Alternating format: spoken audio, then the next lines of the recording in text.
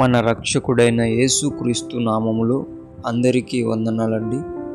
ఈరోజు దేవుని మాటలు కీర్తనల గ్రంథము 51వ అధ్యాయము 10వ వచనము.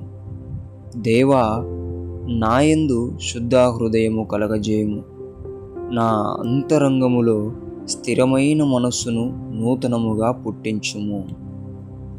ప్రియమైన దేవుని బిడ్డలారా, నిజముగా మనమందరము కూడా లోకములో జీవించి మన హృదయములను, మన మనస్సును పాడు చేసుకొని ఉంటున్నాం, చెరిపి వేసుకొని ఉంటున్నాం.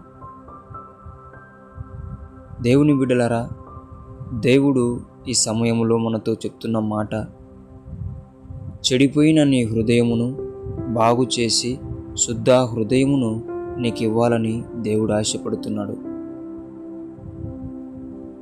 దేవుని నుంచి పారిపోతున్న నీ మనస్సును స్థిరమైన దానిగా నిలబెట్టి నూతనముగా పుట్టించాలని ఆశపడుతున్నాడు. దేవుని బిడ్డలారా, దేవుని చెంతకు వచ్చి, అయ్యా, నా హృదయము పాపముతో, నా హృదయము దోషముతో నిండి ఉన్నది, నాకు శుద్ధ హృదయమును ఇవ్వండి అని బ్రతిమాలుకుందాం. ప్రభువా, నా మనస్సు ఎటు పడితే అటు వెళుతున్నది, స్థిరముగా లేదయ్యా, స్థిరమైన మనస్సును నా అంతరంగములో నూతనముగా పుట్టించండి అని అడుగుదాం. దేవుని నుంచి పొందుకున్న శుద్ధ హృదయము, స్థిరమైన మనస్సు ఎన్నటికీ నిలిచే విధముగా దేవుని సన్నిధిలో ప్రయాసపడదాం. దేవుని సన్నిధిలో మనం పొందుకుందాం. దేవుడి మాటలను దీవించునుగాక. ప్రార్థిద్దాం.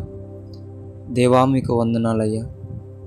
ఎవరైతే నా హృదయములను చెరిపి వేసుకొని ఉంటున్నారో, మనస్సును పాడు చేసుకొని ఉంటున్నారో, వారి హృదయములకు నీవే ఆ గాయమును కట్టి శుద్ధ హృదయమును కలగజేయమని ప్రార్థిస్తున్నానయ్యా.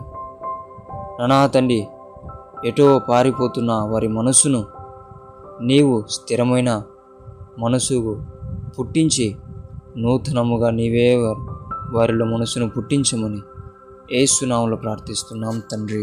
ఆమేన్.